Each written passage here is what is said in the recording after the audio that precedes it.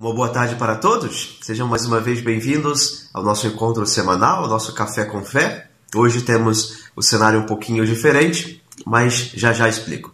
Vamos para o nosso vídeo.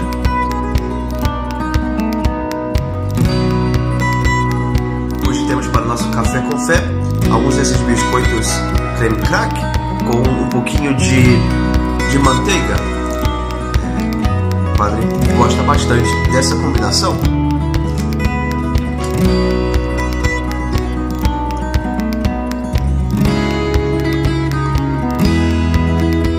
Mas vou dizer uma coisa aos senhores. Enquanto eu estava preparando, passando a manteiga aqui no biscoito, me dei conta de uma coisa. Embora eu não cozinhe, as combinações são muito variadas. Eu sei que eu não tenho repetido nenhuma vez, até agora pelo menos, não que eu me recordo, algum desses acompanhamentos do nosso Café com Fé. Mesmo que eu não cozinhe, as combinações são diversas. E tenho tentado, cada dia, trazer algo diferente. Bem? Hoje, nós celebramos um dia muito bonito.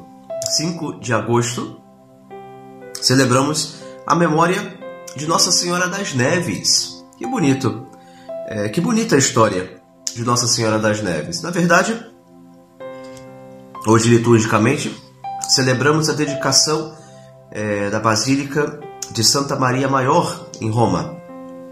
Mas as duas festas têm uma referência muito grande. E por isso, penso que valeria a pena considerarmos, no dia de hoje, já que estamos aí às vésperas da nossa festa, ter também a possibilidade de olharmos um pouquinho para a nossa devoção mariana, segundo o que a Igreja nos propõe a partir dos seus dogmas. Em primeiro lugar, contar um pouquinho da história de Nossa Senhora das Neves. Conta-se que, por volta do ano 358, Nossa Senhora indica um lugar onde ela desejaria que fosse construído um templo em honra à sua maternidade divina. Esse lugar onde depois se viria a construir o templo, no Monte Esquilino, foi indicado, foi manifestado com um grande prodígio. No dia 5 de agosto, precisamente 5 de agosto, uma grande nevasca neste monte indicou conta-se, com um desenho no chão, o que seria depois a planta de um primeiro templo dedicado a Nossa Senhora. Ali, o mais surpreendente desse assunto é que em agosto, 5 de agosto, estamos aí no auge de um inverno em Roma. Melhor, ao contrário, estamos no auge de um verão em Roma. E o prodígio se dá precisamente com neve. Algo que realmente é bem improvável no mês de agosto em Roma. Esta referência da neve que cai no alto do monte, indicando o local onde deveria ser construído um templo, ele é sempre relembrado, anualmente relembrado, precisamente nessa data, quando nas vésperas, na celebração das vésperas desse dia, abre-se um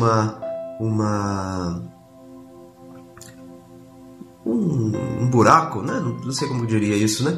Abre-se uma parte do teto e durante o cântico Magnificat, o cântico de Nossa Senhora, na oração das vésperas que nós já vimos anteriormente o que significa, né? O que é a oração das vésperas na liturgia das horas. Mas nesse dia se orvalham muitas pétalas de flores brancas para recordar o prodígio recordar esse grande sinal da neve que indicou o local onde seria construído o templo. Todos os dias 5 de agosto. E esse templo, conta-se, ele não perdurou muito tempo. Mas depois o Papa Sisto III, depois do concílio de Éfeso, que aconteceu em 431, o Papa Sisto III,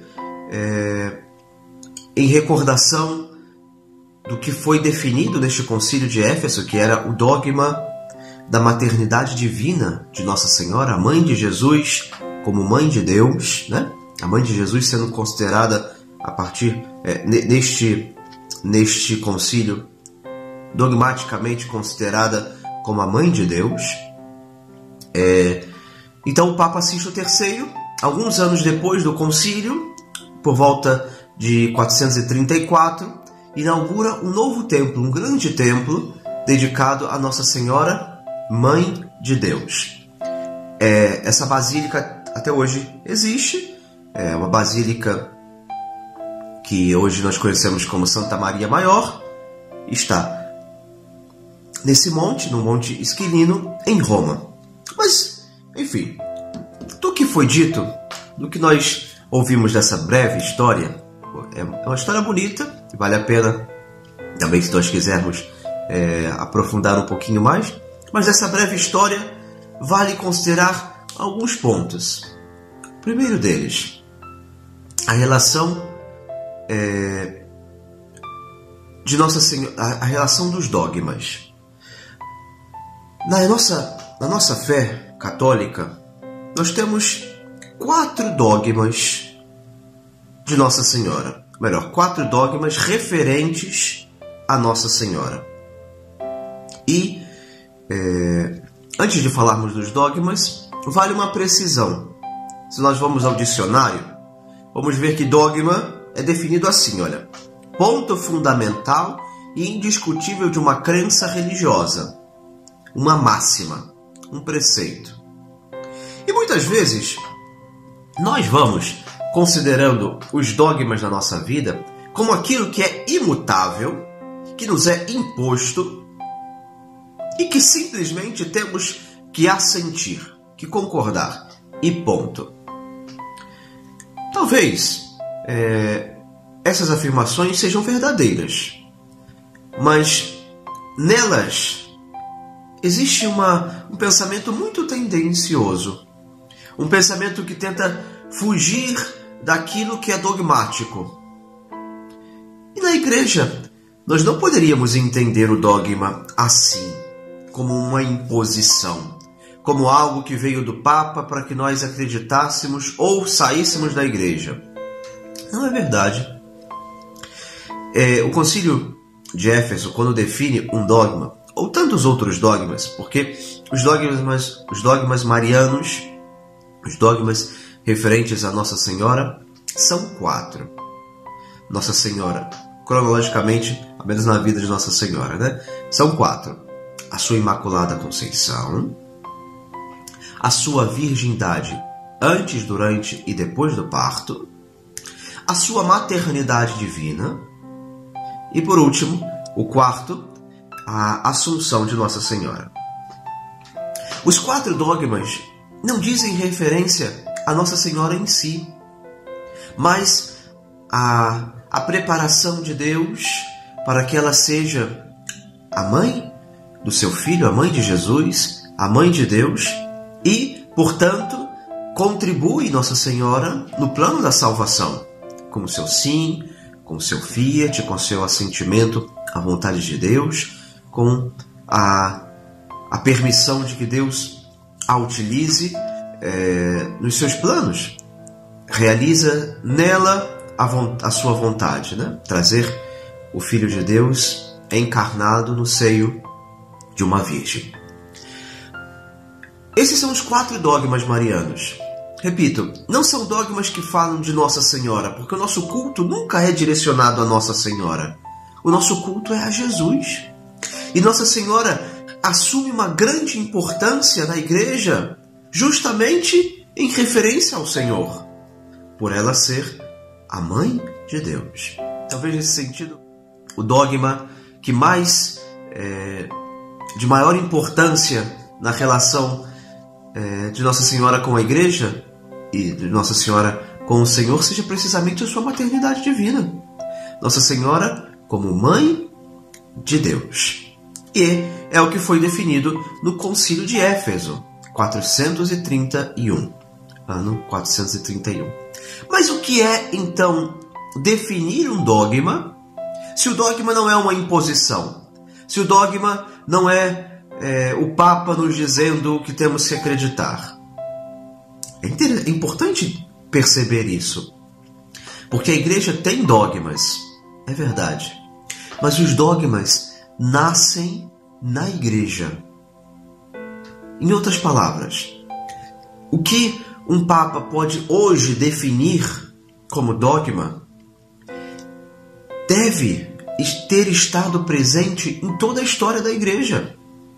A Igreja, em todos os seus 20 séculos, deve ter acreditado neste ponto de fé. Porque a nossa fé é uma fé continuada na história. A nossa fé não pode ser hoje vamos inventar uma coisa nova para acreditarmos. Não, porque a revelação se deu. Jesus veio, anunciou a verdade do reino, e com a morte do último apóstolo, tudo aquilo que era revelação de Jesus foi ou escrito ou anunciado oralmente, e ponto. O que precisamos saber para a nossa salvação já nos foi revelado. É claro que, abram parênteses, no mistério de Deus existem muitas outras coisas que talvez nós nunca cheguemos a compreender, né? Por mais que estudemos, por mais que analisemos os dados da revelação, mas tem mistérios que Deus haverá de revelar quando estivermos na sua presença, né? Ainda que nas nossas limitações queiramos compreender mais, mas existem coisas que excedem a nossa compreensão. Mas o que precisamos compreender, o que precisamos entender, o que precisamos aceitar, Jesus já nos revelou. E pelos apóstolos, pela pregação apostólica, nós recebemos. E aí está o pulo no gato. O pulo do gato é: o que nós acreditamos foi pregado pelos apóstolos. Não existe revelação que apareceu no meio da história. Não.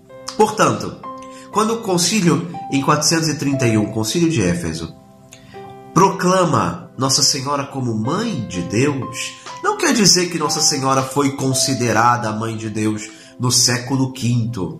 Não. É porque a Igreja sempre considerou isso. Gerações após gerações de cristãos foram vendo na maternidade de Nossa Senhora a maternidade divina. Porque Jesus é homem e Deus. E no seio maternal de Nossa Senhora, ela gera o Filho de Deus. E se Jesus é o Filho de Deus, se Jesus é Deus, ela é Mãe de Deus. Isso não diminui o que Jesus é. Ao contrário, só mostra a grande dignidade que Deus concedeu à sua mãe. Que Deus concedeu à nossa mãe, a Virgem Maria. Bem, então quando a Igreja, no ano 431, define esse dogma, na verdade ela está dizendo: olha, todos os cristãos até agora acreditaram nisso. A Igreja, ano após ano, geração após geração, teve muito presente esse dado de fé. E poderíamos nos perguntar: então por que existe necessidade de proclamar um dogma, se essa verdade sempre esteve presente e nunca foi dogma? Aí está a grande explicação do porquê a Igreja dogmatiza alguns pontos. Os dogmas nascem na Igreja em declarações dos santos padres, dos papas, na igreja, apenas quando existe uma controvérsia, quando existe um questionamento, quando existe uma dificuldade em algum ponto, alguém levanta uma heresia, alguém levanta um questionamento, alguém começa a duvidar. Então a igreja, normalmente os concílios nasciam assim. A igreja se reúne em concílio para analisar aquilo que está sendo dito em contrário e definir o que a igreja deve acreditar, isso ou aquilo, desse jeito ou daquele outro. Será que essa pessoa tem razão? Será que na verdade não tinha? Então, os dogmas nascem como uma definição. A partir de agora, vale considerar que tudo dito nesse assunto se define neste ponto. Em outras palavras, que os cristãos, de agora em diante, tenham em conta o que os cristãos até agora sempre acreditaram. Então, a igreja nos diz, a partir de agora, todo cristão católico, quando olhar para esse ponto, deve acreditar nessa verdade. Mas repito, não é que o Papa tenha inventado no século V esse dado de fé, não é. A igreja reconhece o que sempre esteve presente na fé da igreja. Ao longo do tempo, foram proclamados outros dogmas, né? O dogma da Imaculada Conceição, do século XIX, o dogma da Assunção, em 1950. Então vejam, em 1950, não é que o Papa tenha dito, a partir de agora, todos nós temos que acreditar que Nossa Senhora foi assunta ao céu. Não. A igreja reconhece que nos 19 e 20 séculos anteriores, a igreja sempre acreditou nisso, que Nossa Senhora foi levada para os céus. Então o Papa, quando olha para trás, olha para essa realidade e diz, olha, nós não podemos questionar esse ponto. A igreja sempre acreditou, então vamos definir dogmaticamente o que é um ponto de fé na nossa igreja. Gostaria de poder partilhar isso com os senhores. Olha, tenhamos muito presente que os dogmas não são imposição da igreja sobre nós. Não são, nunca foram e nunca serão. Um dogma é uma compilação de uma verdade.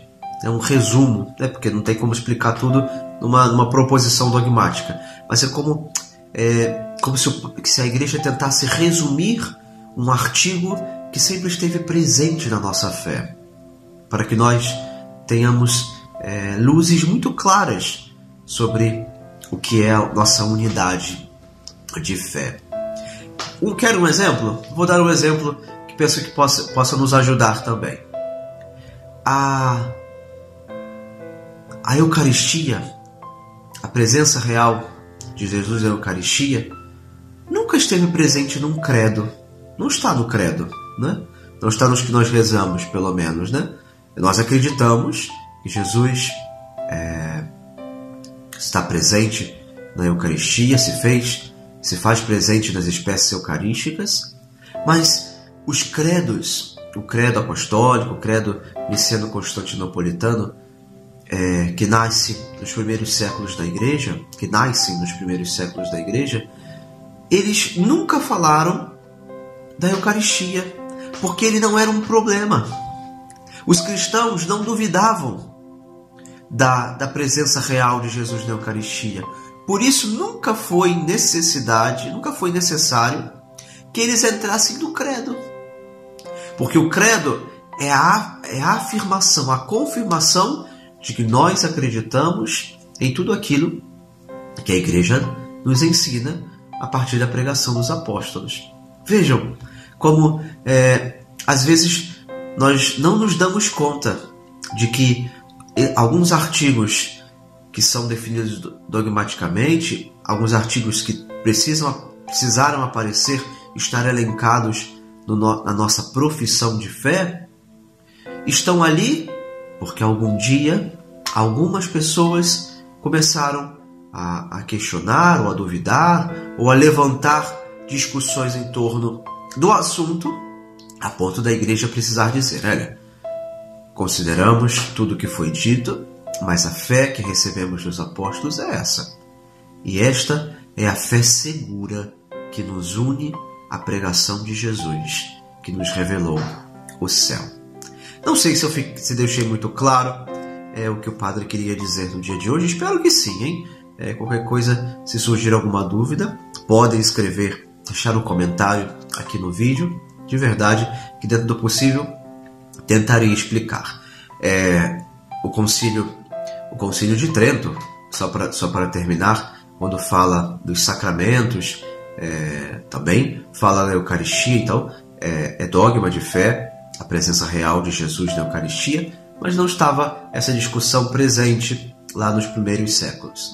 No século XVI, quando os sacramentos precisam ser muito bem definidos a partir do concílio, no concílio, porque havia ali questionamentos também em relação ao protestantismo que estava nascendo na Europa. Então a igreja viu uma necessidade de definir também dogmaticamente alguns aspectos da sua catequese, da vida da igreja. Por isso ele aparece. Mas no princípio da igreja todos acreditavam na presença real de Jesus, e ele nunca foi um problema a ponto de ser discutido e a ponto de precisar aparecer aí na nossa profissão de fé.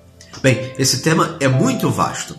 Queria apenas aproveitar essa bonita data, a celebração da dedicação da Basílica de Santa Maria Maior, a celebração de Nossa Senhora das Neves, para falar um pouquinho também sobre a nossa fé, né?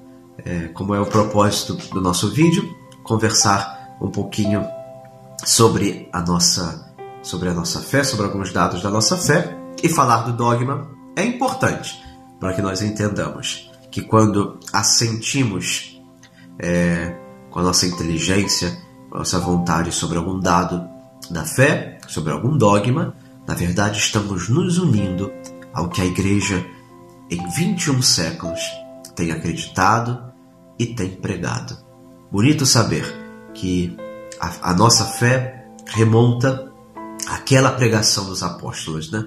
A nossa fé é a fé apostólica, que a Igreja conservou, que a Igreja guarda como um grande tesouro e que a Igreja leva adiante, propagando com seu testemunho e com a sua pregação. Deixo agora a bênção. Amanhã nós começamos aí a nossa novena. Hoje, daqui a pouquinho, temos a nossa adoração para oferecer, apresentar a Jesus os nossos trabalhos dessa festa e pedir que Nossa Senhora nos acompanhe nesses próximos dias e que nos estaremos preparando para celebrar o seu dia, o dia de Nossa Senhora da Glória. O Senhor esteja convosco, Ele está no meio de nós. Abençoe-vos Deus Todo-Poderoso, Pai e Filho e Espírito Santo. Amém. Vamos continuar aqui com o meu biscoitinho, a manteiguinha. A manteiga já está... Manteiguinha, muita bondade minha falar, né? A manteiga já está derretendo. E tenham todos uma boa tarde. Deus abençoe a todos.